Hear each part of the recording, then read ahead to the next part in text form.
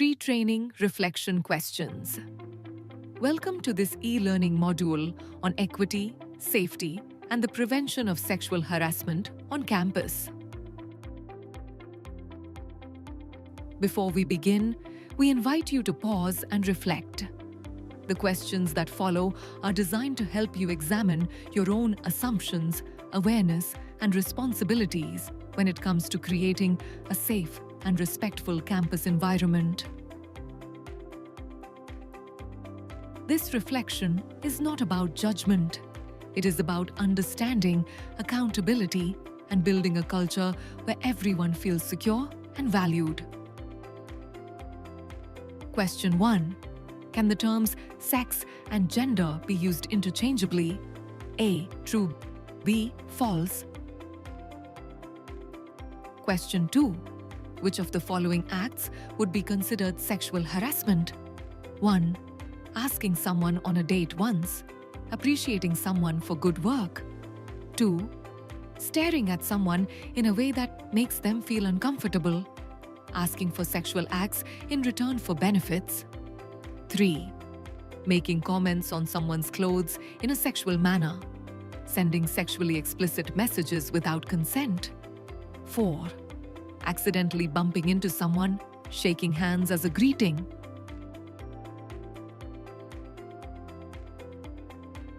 Question B. What does gender sensitivity primarily involve? A. Ignoring gender differences to promote equality. B. Recognizing and respecting different gender identities and experiences. C. Making gender-specific jokes to bond with peers. D. Assuming all individuals have the same experiences regardless of gender. Question 4. Consent is only about sex. A. True. B. False. Question 5. Consent is required only for physical actions. A. True. B. False. Question 6. Only women can be victims of sexual harassment. A. True. B. False. Question 7. Which of the following does not constitute sexual harassment under the Sexual Harassment at Workplace Act, 2013? A. Asking someone on a date once. B. Unwelcome verbal or non-verbal conduct of a sexual nature. C. Unwanted sexual looks or gestures.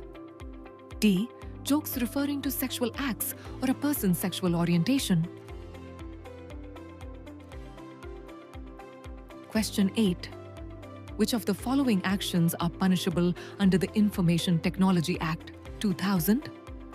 1. Consensual jokes between friends, having a heated discussion online. 2. Tracking someone's online activity without consent. Posting explicit content to embarrass someone. 3. Creating fake profiles to defame someone. Making derogatory comments online. 4. Sending emails from a secondary account. Editing someone's pictures to enhance them. A. 1, 2, and 3. B. 2, 3, and 4. C. 2 and 3D. 2 and 4. Question 9. If someone is flirting or wearing revealing clothing, they are asking for attention. A. True. B. False. Question 10. If you have engaged in sexual or physical relations once, nothing is off limits afterward. A. True. B. False. Question 11. I can be 100% anonymous or private online. A. True.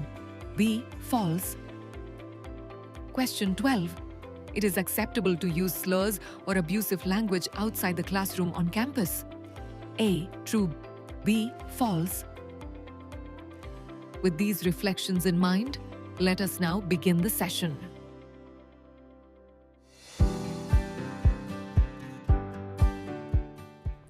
Hi everyone, I'm Sonali Bhattacharjee. I'm a counseling psychologist with Your Dost. I have about 6 years of experience in the industry.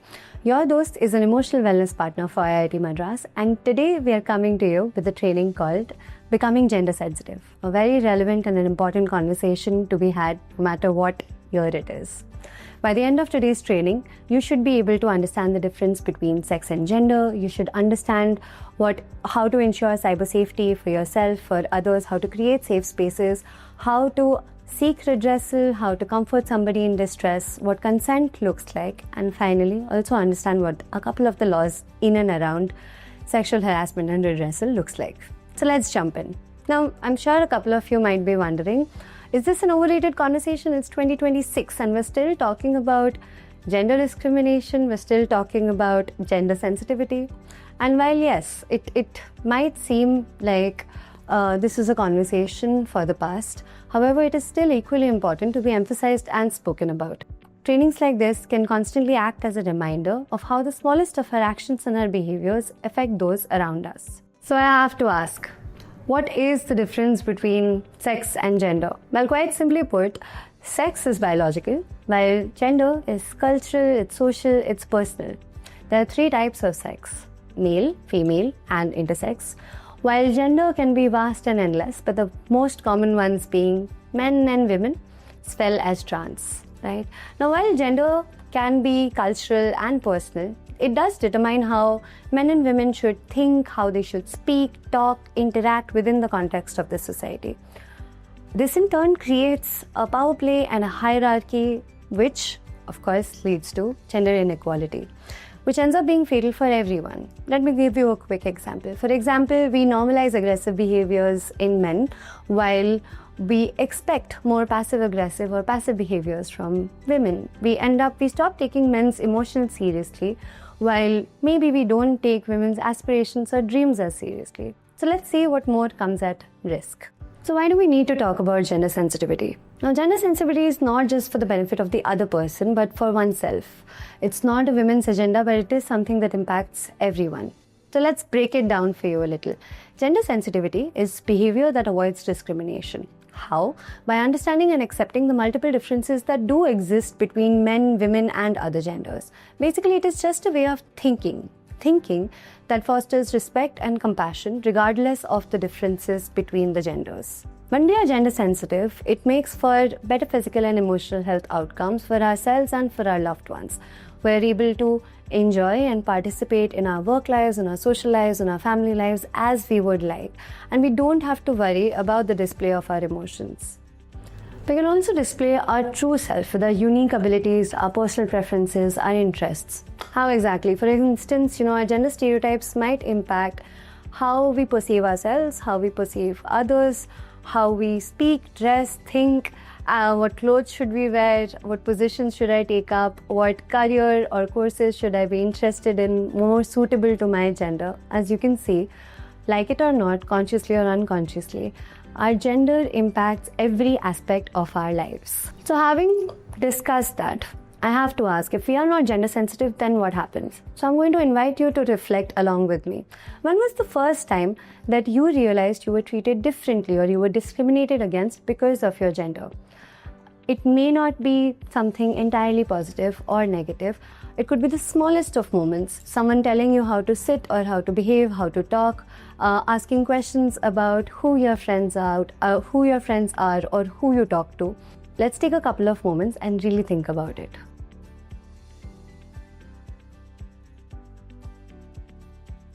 Thank you for taking the time to reflect along with me. Now, as you might have realized, our gender impacts a lot, right? The gender role expectations shape the allocation of roles, tasks, responsibilities, jobs. It shapes the behavior of perceivers as well as the behavior of men and women. So let's talk about a couple of different ways that it does impact us. So you might have heard of these terms called toxic masculinity and toxic femininity. What might these mean? They're thrown around in social media enough these days, isn't it? Now, these are stereotypes that are associated with either of these genders. Toxic masculinity and femininity are the reasons why somebody would say, be like a man, don't throw like a girl, why are you being so girly? Or for women, you might hear, you're always so passive aggressive, you're always, they might expect toxic femininity, that you need to be more at home and heart rather than have career aspirations or dreams. Gender stereotypes can also influence the subjects that students feel that they can and should excel in. It impacts your academic performance. For instance, Women might feel discouraged from pursuing engineering or STEM fields due to stereotypes that suggest that these are male-dominated fields, and this can lead to an underrepresentation of women within these fields. On the flip side, however, you do see lesser men in humanities courses or teaching fields or healing fields. This suggests that there are particular career paths or academic areas that are only meant for one particular gender, even if that might not be true. Now, building on top of that, of course, gender stereotypes might also lead to limited career aspirations for both men and women. For example, male students might feel discouraged from pursuing careers in caregiving or in teaching, which are often stereotypically seen as female professions. For example, how many of us have had a maths teacher who is male, and how many of our English teachers are male? Just thinking about that out loud. Through all of this discussion, something that you may have realized is that the most damaging impact of restrictive gender norms is that they hurt everyone, not just men or women. So while we may be divided by our gender, we definitely are still united by the challenges and the uncomfortable experiences that are associated with gender stereotypes. So far we have looked at the possibility of harm in the physical space. Let's shake things up a little bit and look at the possibility of harm in the digital space. Let's look at a quick case scenario. Raghav, on the urging of his friends and family, had finally decided to break it off with his abusive partner. Since then, he was getting repeated calls and messages from her, which she had been ignoring. Upon blocking her, she seems to have distributed ads that advertise sexual services provided by Raghav. It gives his phone number and Instagram handle, and several men have been sending him inappropriate texts and photos or calling him with the intention of soliciting his services. So what is odd here? I'll give you 15 seconds here to think about it.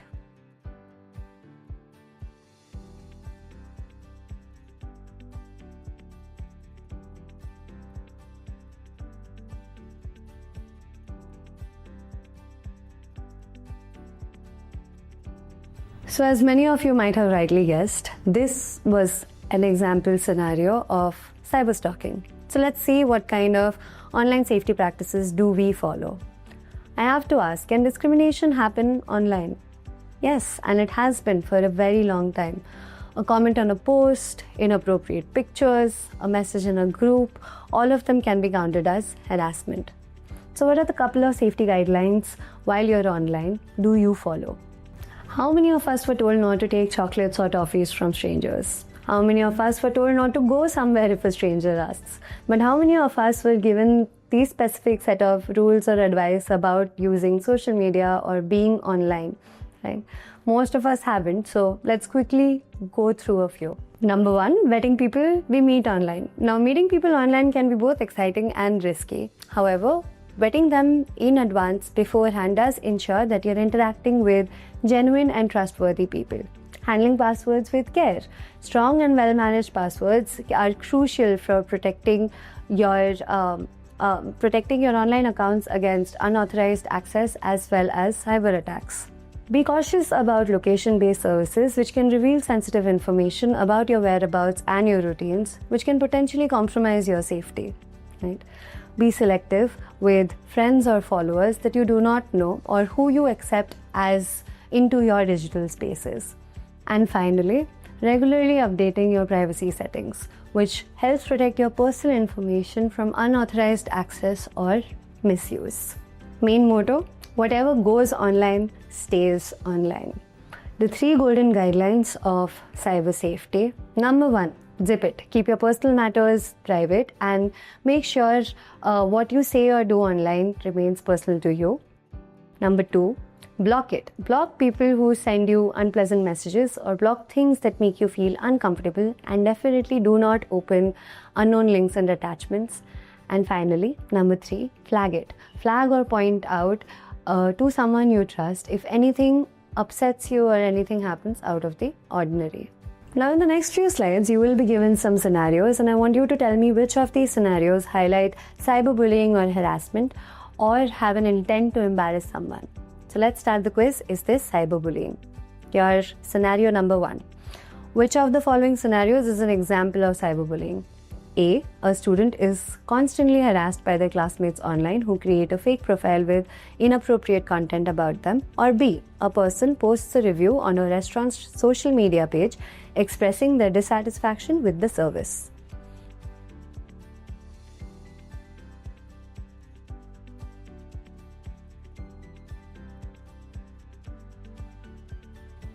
The right answer is A. Here's another scenario for you. Which of the following situations is an example of online harassment? A. An individual receives threatening messages from someone online due to their political views. Or B. A person posts a photo of their vacation on social media and others leave comments about the location. You have 10 seconds to think about it.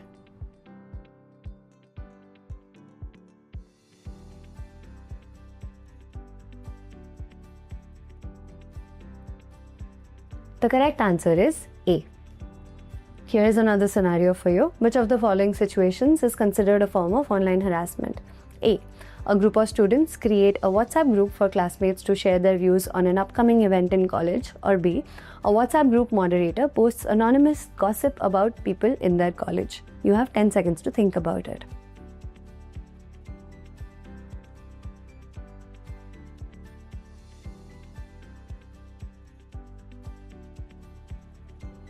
The correct answer is B. If you were right most of the time, congratulations, you are already doing really well. And if you got a couple of them wrong, that's okay. Now you know what to do. All of the situations that you have just identified are forms of cyberbullying or harassment that are real events that happened in India and were punishable. So do you know if there are any laws around cyberbullying? If you guessed the Information Technology Act 2000, you are absolutely correct. Under the IIT Act, online harassment is used as an umbrella term to describe the use of internet to harass, threaten, or maliciously embarrass another party. Right? It can be in the form of verbal, sexual, emotional, or social abuse and is aimed at a person, a group of people, or even an organization. More laws in and around that govern cyber safety may include Section 354D of the Bharatiya Nyaya Samhita, which was added by the Criminal Law Act 2013, specifically prescribes the act of stalking as whoever follows a person and contacts or attempts to contact such person to foster personal interaction repeatedly, despite a clear indication of disinterest by such person, or whoever monitors the use by a person of the internet, email, or any other form of electronic communication, or watches or spies on a person in a manner that results in a fear of violence or serious alarm or distress in the mind of such people, or interferes with the mental peace of such person, commits the offense of stalking. You can also additionally file a case of defamation, Section 499 of the BNS, against somebody who harasses you online. The section has spelled out those acts of stalking which are performed for the purpose of preventing and detecting crime by a person who has been entrusted with such responsibility by the state. Also, instances where pursuing such conduct was reasonable or where the person was authorized under any act cannot allude to the offense of stalking. And finally, Section 354A of the BNS punishes the offense of sexual harassment with up to 3 years of imprisonment and or a fine. Now that we know a few of the laws that govern our cyber safety as well as our physical safety, let's get uncomfortable for just a moment here, and I invite you to come and participate in this activity with me. To start off, you'll need a pen and a paper, something to write with and something to write on, and go through the following steps with me. I want you to imagine a scenario where you have ever felt uncomfortable. This may be real or imagined. Step 1, I want you to describe what the situation was or what the behavior is that made you feel uncomfortable. Step 2, I want you to describe the impact or the effect that it had on you, or the effect it had on the effect that it can have on someone else. Step number 3, I want you to describe what you want the person to change. And step number 4, I want you to state the consequences if the behavior doesn't change. You have 30 seconds for this activity.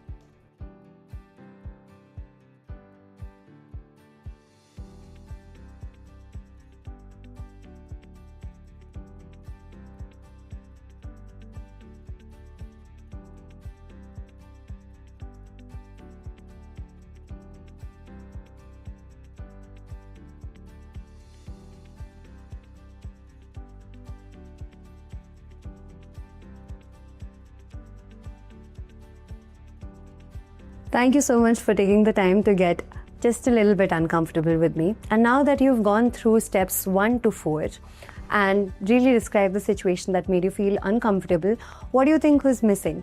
What do you think really made you feel uncomfortable? Let's find out with a quick video that I'm going to play for you right after this. If you're still struggling with consent, just imagine instead of initiating sex, you're making them a cup of tea. You say, "Hey, would you like a cup of tea?"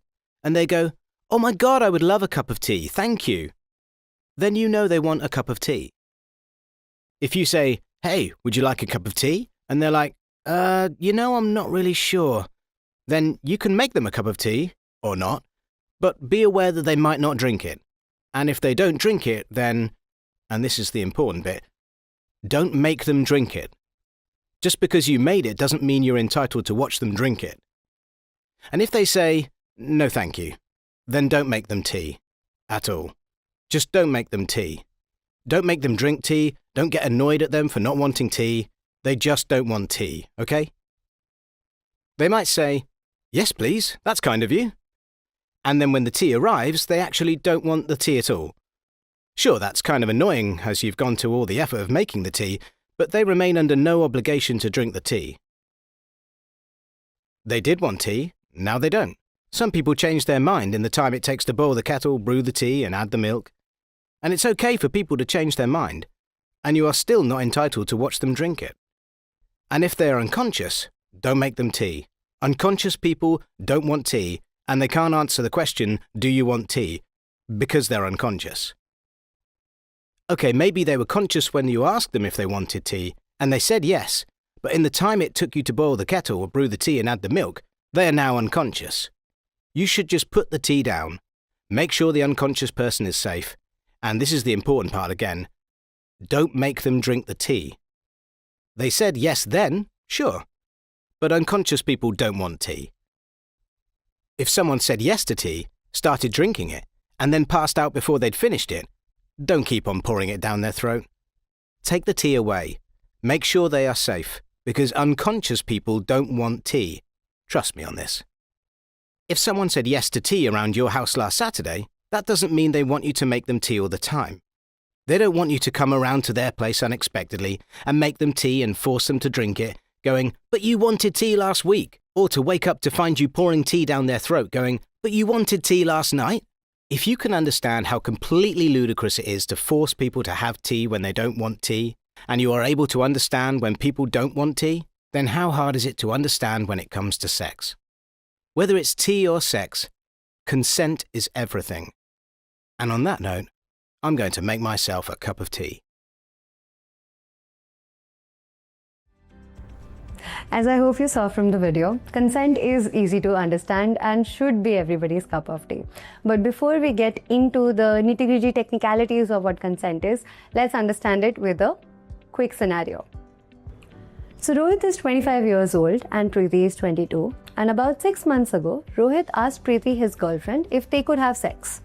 Even though she said no, he keeps bringing it up and mentions that she doesn't truly love him because she is not agreeing to sexual intercourse. She told him she was afraid of the consequences and did not feel ready. Rohit is feeling rejected and Preeti is now feeling pressured into having sex. So what do you think? How might Rohit end up behaving? How might Preeti end up behaving? Let's take a quick pause to really think about it.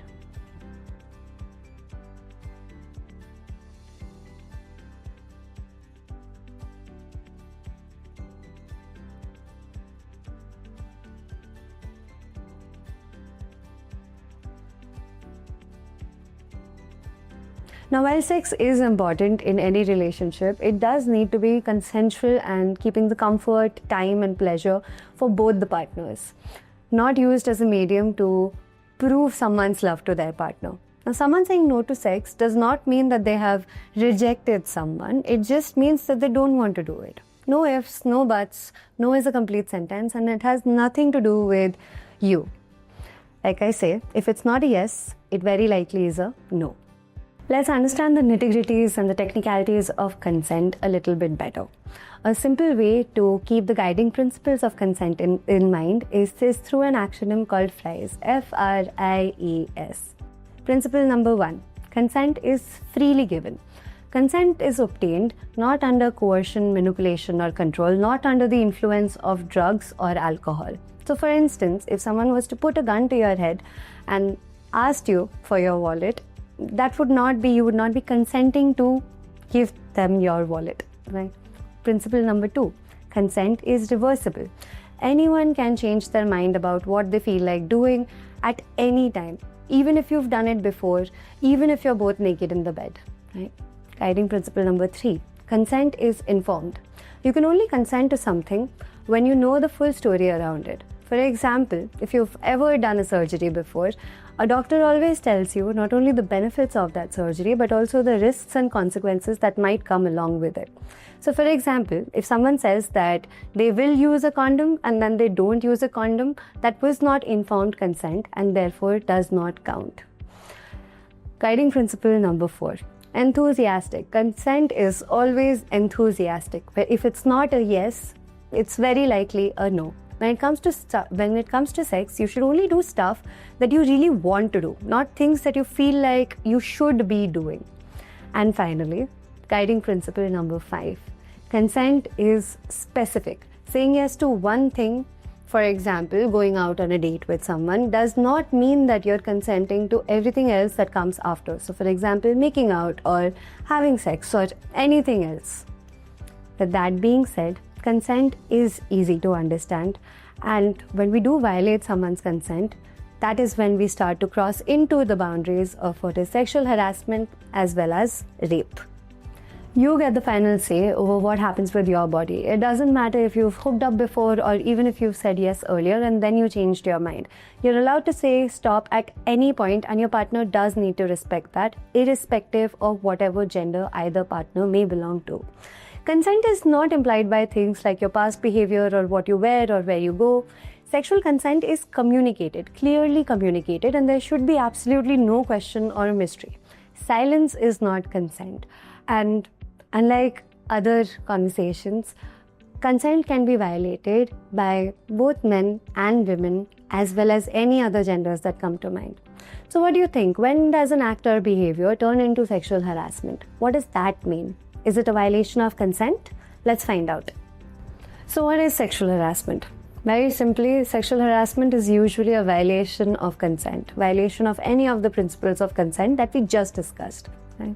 Sexual harassment refers to a variety of behaviors that are inappropriate and sexual in nature, not limited to only sexual assault, not limited to only verbal or physical. Sexual harassment can be non-verbal, it can happen through digital spaces, it can happen in written forms, and can include any kind of sexual contact like hugging, touching, kissing. It can also be non-sexual contact, for example, sending sexually explicit content without the person consenting to it.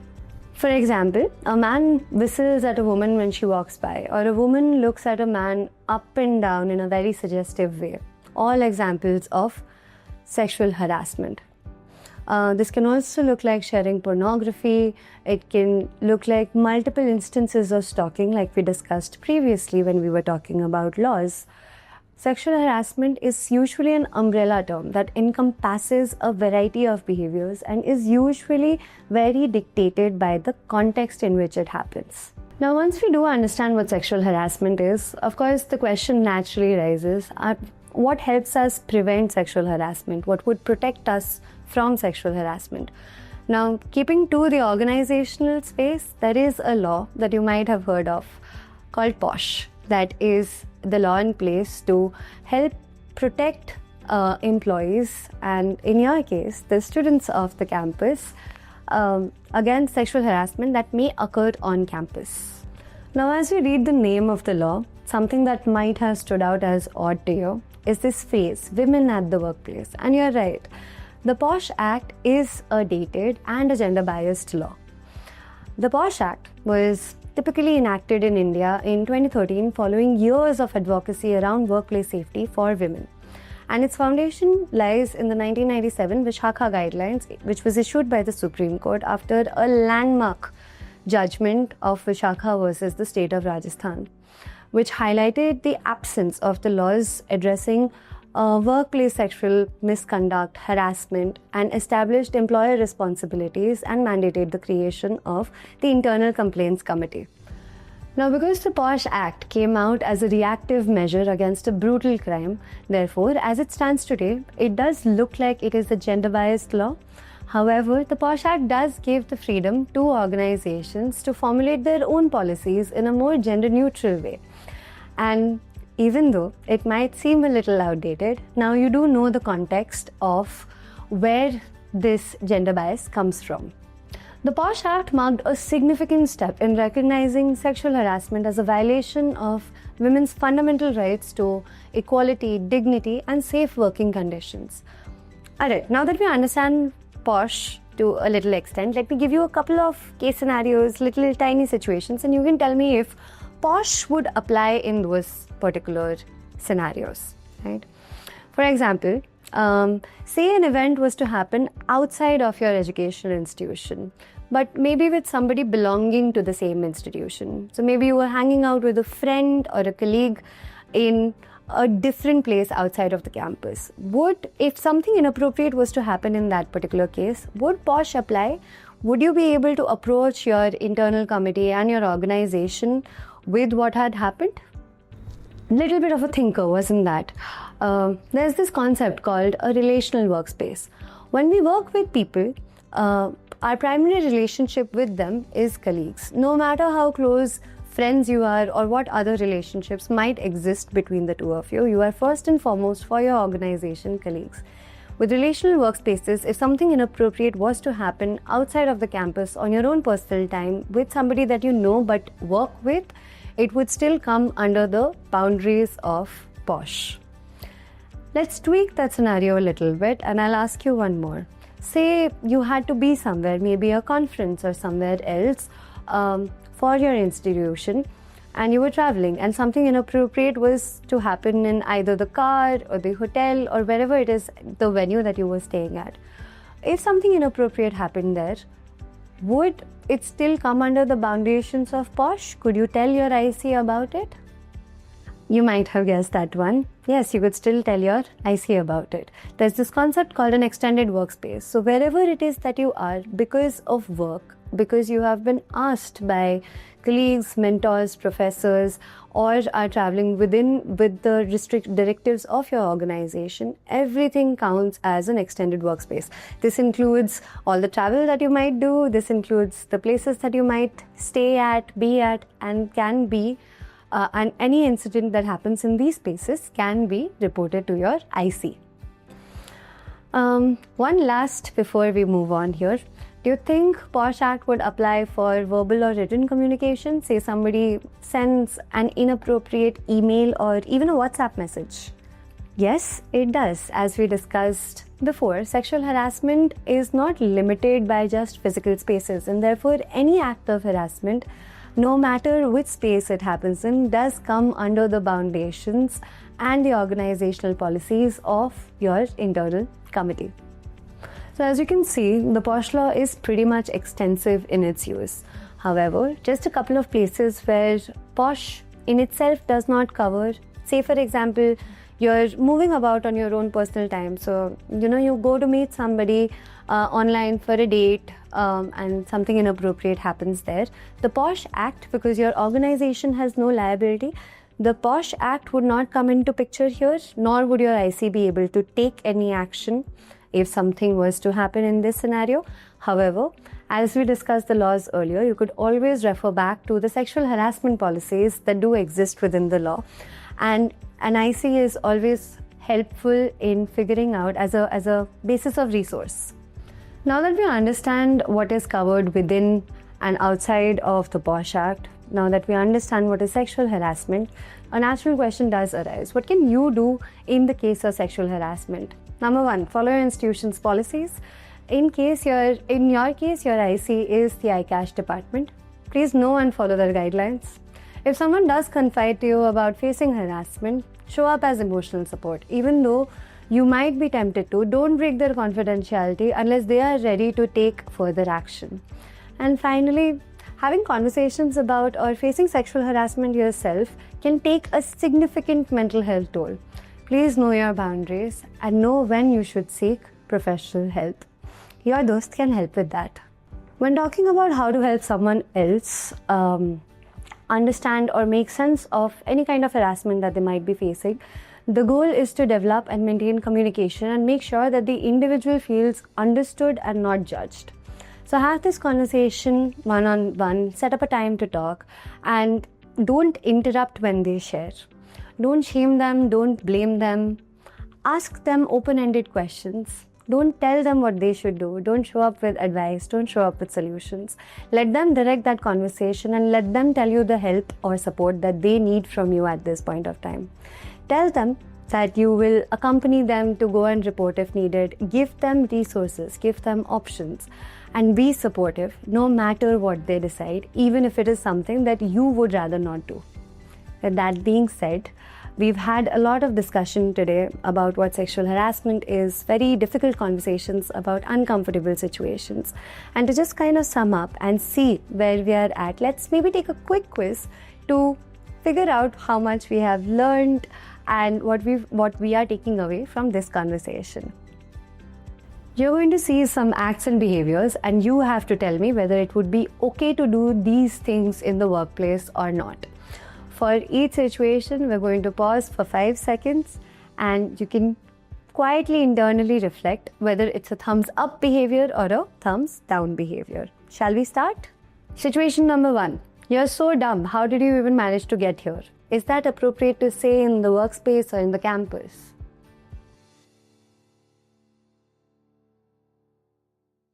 You're absolutely right. That's a thumbs down behavior. Everyone deserves to be respected regardless of their criteria of admission. Scenario 2. Yelling, using cuss or foul words for peers or staff. Is this appropriate in the workspace?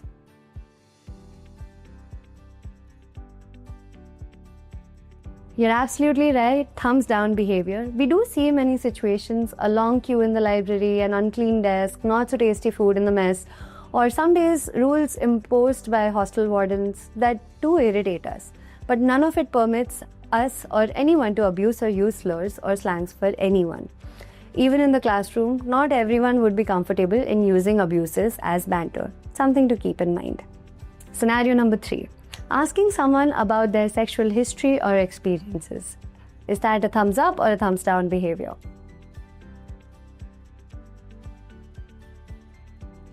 You're absolutely right. Thumbs down. While you might have close relationships with some of the people around you, asking people intrusive questions about their sexual history or their experiences, especially within the campus, is a thumbs down behavior that not everyone would be comfortable with. Scenario number 4. Hooting in the corridor when a female student or faculty passes by. Is that a thumbs up or a thumbs down behavior?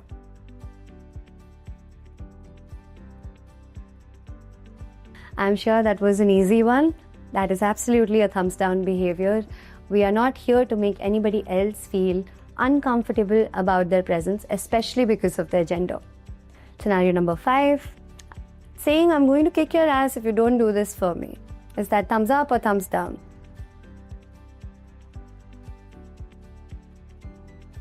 You're absolutely right. That's a thumbs down behavior. Polite requests can be made instead of using profane language to get something done. And your final scenario, saying, what are you expecting from them? They don't know anything. Is that something that is appropriate to be said in the workspace?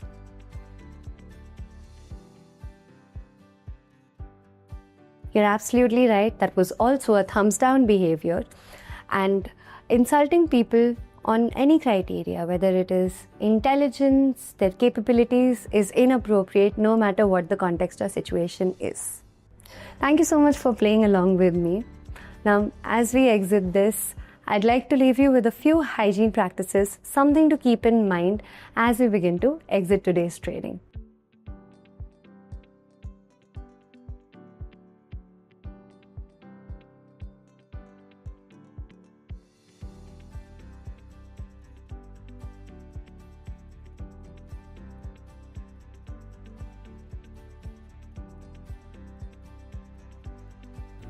As we come to the end of today's training, thank you so much for being such a patient audience and patiently learning with me throughout this training.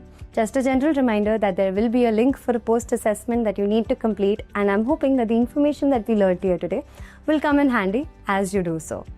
With that being said, your dost is always here for you. Have a great day and stay safe. Thank you.